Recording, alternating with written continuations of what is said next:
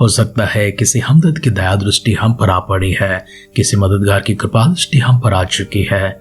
हो सकता है वो व्यक्ति हमारे शुभ चिंतक हो सकता है वो व्यक्ति कोई अज्ञात भी हो, कोई अपरिचित भी हो, लेकिन वो रहमदिल है, दयालु है, कृपालु है। उनके मन में दूसरों के प्रति बहुत सी प्रेम है और चाह है, और वही प्रेम, वही चाह, वही हमदर्दी, वही दया, वही कृपा, उनकी भलाई अचानक से हम पर उतर आती है और हम जो नम्र स्थिति में थे वहां से हमें उठाकर ऊंचा खड़ा करते हैं, स्थिर करते हैं। इतना सब करने के बाद वे चाहते हैं जिस ऊंचाई पर हमें खड़ा किया है, उठाया है, वहां पर न केवल हम स्थिर रहे वरन उससे भी और आगे बढ़ते जाए।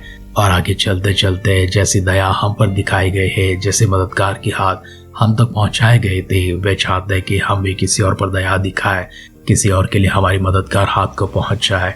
लेकिन इस प्रकार से करने की जगह, ऐसा होने की जगह, अगर हम अहंकारी बन जाते हैं, घमंडी बन जाते हैं, हम दुष्ट बन जाते हैं, जिस व्यक्ति ने हमें उठाकर उतनी ऊंचाई पर बिठाया है उसका मन खेदित होता है और उसके मन से हमारे प्रति अच्छे शब्द नहीं आएंगे परंतु कठिनाई के, कठोरता के शब्द आएंगे।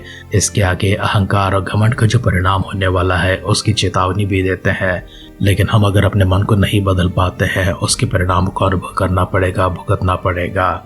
यदि हम अपने मन को बदल लेते हैं, हम न केवल अपने आप को उन परिणामों से बचाकर अपनी रक्षा कर पाएंगे वरन उन व्यक्ति की दृष्टि में भी कृपा को फिर से प्राप्त करेंगे, उनके अनुग्रह को प्राप्त करेंगे, उनकी प्रेम को प्राप्त करेंगे।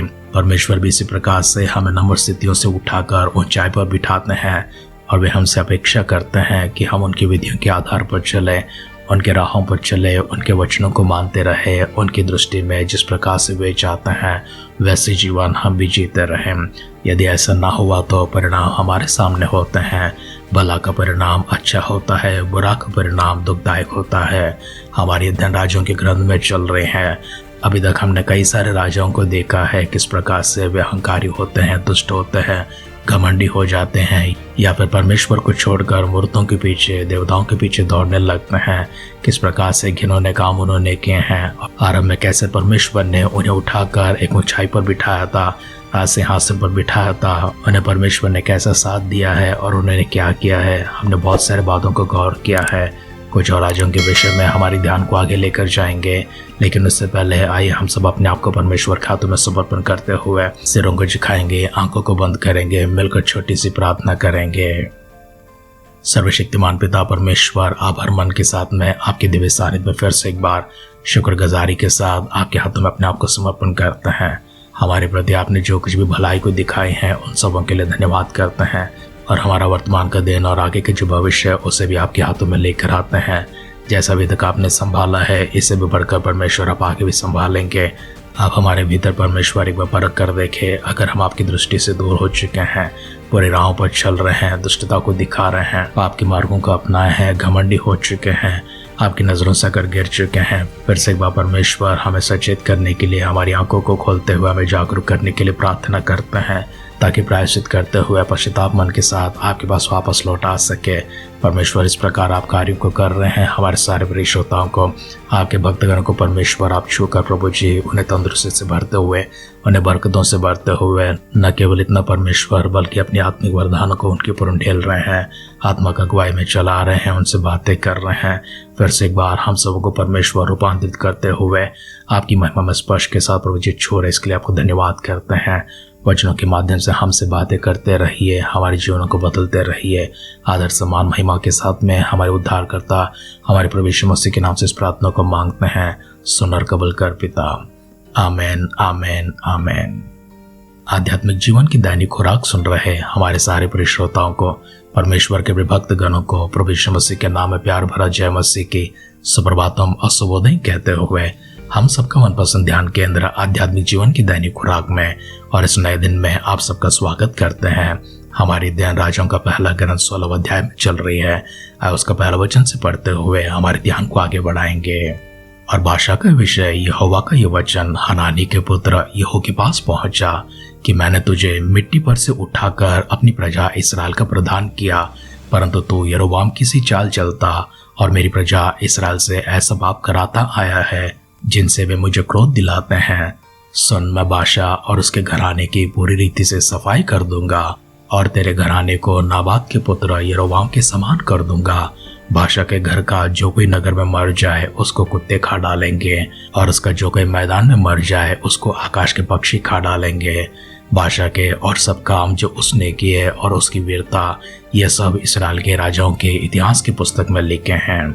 निदान बादशाह अपने पुरखाओं के संग सो गया और तिरसा में उसे मिट्टी दी गई, और उसका पुत्र एला उसके स्थान पर राज करने लगा। यहोवा का जो वचन हनानी के पुत्र यहू के द्वारा बादशाह और उसके घराने के विरुद्ध आया, वह न केवल उन सब बुराइयों के कारण आया जो उसने यरोबाम के घराने के समान होकर यहोवा की दृष्टि में किया था और अपने कामों से उसको क्रोधित किया, वरन इस कारण भी आया कि उसने उसको मार डाला था। यहूदा के राजा आसा के 36वें वर्ष में बादशाह का पुत्र एला तिरसा में इसराइल पर राज करने लगा और 2 वर्ष तक राज करता रहा। जब वह तिरसा में अरसा नाम भंडारी के घर में, जो उसके तिरसा वाले भवन का प्रधान था, दारू पीकर मतवाला हो गया था, तब उसके जिमरी नाम एक कर्मचारी ने, जो उसके आधे रथों का प्रधान था, राजद्रोह की गोष्ठी की और भीतर जाकर उसको मार डाला और उसके स्थान पर राजा बन गया। यह यहूदा के राजा आसा के 27वें वर्ष में हुआ। और जब वह राज करने लगा तब गद्दी पर बैठते ही उसने बादशाह के पूरे घराने को मार डाला, वरन उसने न तो उसके कुटुंबियों और न उसके मित्रों में से एक लड़के को भी जीवित छोड़ा। इस रीति यहोवा के उस वचन के अनुसार जो उसने यहो नबी के द्वारा बादशाह के विरुद्ध कहा था, जिम्री ने बादशाह का समस्त घराना नष्ट कर दिया। इसका कारण बादशाह के सब पाप और उसके पुत्र एला के भी पाप थे, जो उन्होंने स्वयं माफ करके इसराइल से भी करवा के इसराइल के परमेश्वर यहोवा को व्यर्थ बातों से क्रोध दिलाया था। एला के और काम जो उसने किए वे सब इसराइल के राजाओं के इतिहास की पुस्तक में लिखे हैं। यहूदा के राजा आसा के 27वें वर्ष में जिम्री तिरसा में राज करने लगा और तिरसा में 7 वर्ष तक राज करता रहा। उस समय लोग पलिश्तियों के देश गिबोन के विरुद्ध डेरे किए हुए थे। तो जब उन डेरे लगाए उन्हें सुना कि जिम्री ने राजद्रोह की गोष्ठी करके राजा को मार डाला, तब उसी दिन समस्त इसराइल ने ओम्री नाम प्रधान सेनापति को छावनी में इसराइल का राजा बनाया।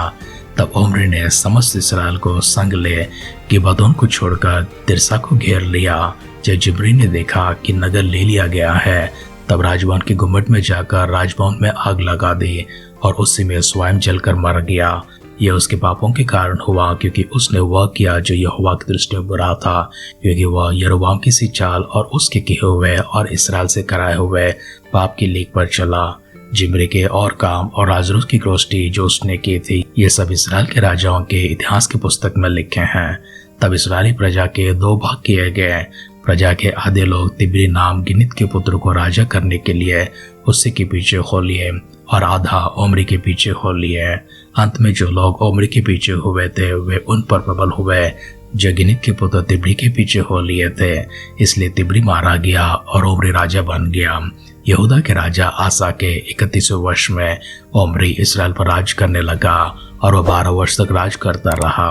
उसने 6 वर्ष तिरसा में राज किया और उसने शमेर से शमरन पहाड़ को 2 किक्कार चांदी में मोल लेकर उस पर एक नगर बसाया और अपने बसाए हुए नगर का नाम पहाड़ के मालिक शमेर के नाम पर शमरन रखा। और ओम्री ने वह किया जो यहोवा की दृष्टि में बुरा था, वरन उन सबों से भी जो उससे पहले किए थे अधिक बुराई की। वह नाबात के पुत्र यरोबाम की सी सब चाल चला और उसके सब पापों के अनुसार जो उसने इसराइल के करवाया था, जिसके कारण इसराइल के परमेश्वर यहोवा को उन्होंने अपने व्यर्थ कामों से क्रोध दिलाया था। ओम्री के और काम जो उसने किए और जो वीरता उसने दिखाई, ये सब इसराइल के राजाओं के इतिहास के ग्रंथ में लिखे हैं। निदान ओम्री अपने पुरखाओं के संग सो गया और शोमरोन में उसको मिट्टी दी गई और उसका पुत्र आहाब उसके स्थान पर राज करने लगा। यहूदा के राजा उसके 38वें वर्ष में ओम्री का पुत्र आहाब इसराइल पर राज करने लगा और इसराइल पर शोमरोन में 22 वर्ष तक राज करता रहा। और ओम्री के पुत्र आहाब ने उन सबसे अधिक जो उससे पहले थे वह कर्म किए जो यहोवा की दृष्टि में बुरे थे।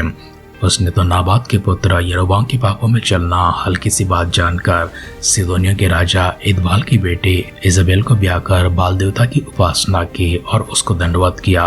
और उसने बाल का एक भवन शमरोन में बनवाकर उसमें बाल की एक वेदी बनाई और आपने अशर भी बनाया। वरन उसने उन सब इस्राएली राजाओं से बढ़कर जो उससे पहले थे इस्राएल के परमेश्वर यहोवा को क्रोध दिलाने के काम किए।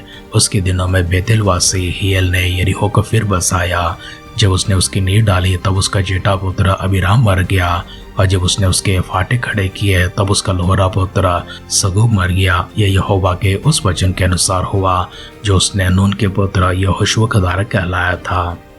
राजाओं का पहला ग्रंथ 16 अध्याय का पहला वचन से लेकर अंतिम वचन तक हमने पढ़कर सुना है। हमारे इस पठन में हमने कई सारे राजाओं को देखा है।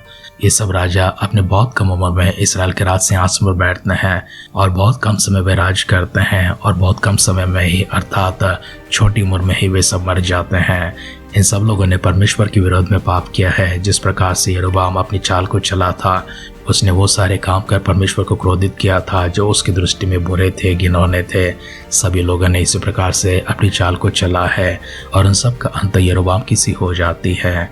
हमारे इस पठन में हम आहब नाम एक राजा को देखते हैं जिसने सीदोनी के राजा एबेल की बेटी इजबेल के साथ ब्याह किया था, और उसने उसकी देवता को उपासना किया, उसको दंडवत किया। न केवल इतना ही, उसने आश्चर्य भी बनवाया था। इजबेल के बारे में, आहब के बारे में हम इतिहास के ग्रंथ में जाकर वहां पर और कुछ बातों को ध्यान करेंगे, लेकिन आज हमारे ध्यान को यहाँ पर समाप्त करने से पहले यरीहो शहर की और अपने ध्यान को भी लेकर जाएंगे। हम सब जानते हैं कि यरीहो शहर किस प्रकार से यहोशू अपनी सेनाओं को लेकर अर्थात इस्राएली प्रजा को लेकर चल जा रहे थे।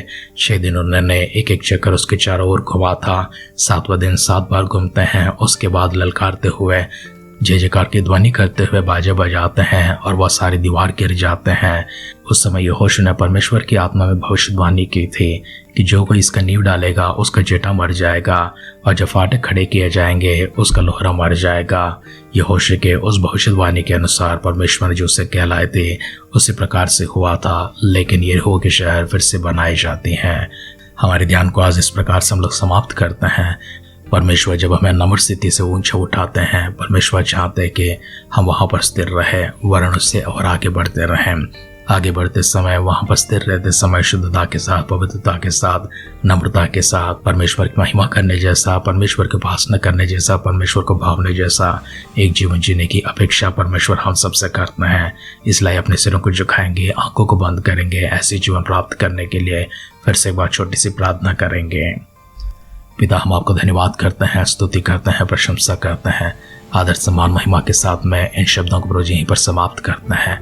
आपके दिव्य सानिध्य में अपने आप को भी लेकर आते हैं। हमारे जीवनों को छू लीजिए प्रभु। यीशु मसीह के बादलों के आगमन के लिए सिद्ध कर दीजिए। अगर यीशु मसीह के बादलों के आगमन प्रभु विलंब होती है, कल सुबह फिर से एक बार मिलने का सौभाग्य देकर हम सबको प्रभु तृप्त करते हुए आपकी भाग्यवान हाथ, आपके आशीषमान हाथ हमारे ऊपर रखते हुए हम सबको संभालने के लिए दुआ करते हैं। प्रार्थनाओं को सुनकर परमेश्वर अपने देवताओं के लिए धन्यवाद करते हुए हमारे उद्धारकर्ता हमारे प्रभु यीशु मसीह के नाम से इस प्रार्थना को मांगते हैं। सुन और कबूल कर पिता। आमेन, आमेन, आमेन। सही समय पर परमेश्वर आपको सही ऊंचाई पर, सही मुकाम पर लेकर जाएंगे। आपकी मंजिलों को तय करने वाला वो परमेश्वर है। आपके मुकाम को तय करने वाला वो परमेश्वर है। आप अपने राहों को उनके हाथों में समर्पण करते हुए विश्वास के साथ में आगे चलते रहिए। परमेश्वर की दृष्टि हमेशा आपकी पर बरकरार होती है और परमेश्वर सही समय पर आपको उठाएंगे। इस प्रकार चलने के लिए पवित्र आत्मा का अगुवाई और अभिषेक हमेशा आपकी पर होती रहे। हमारी सिद्ध और कामना के साथ आज के ध्यान के पर समाप्त करते हैं। आप सुनते रहिए, सुनाते रहिए आध्यात्मिक जीवन की दैनिक खुराक। कल फिर मिलेंगे। अपना ख्याल रखिए, अपनों का ख्याल रखिए, दूसरों का भी ख्याल रखिए। God bless you.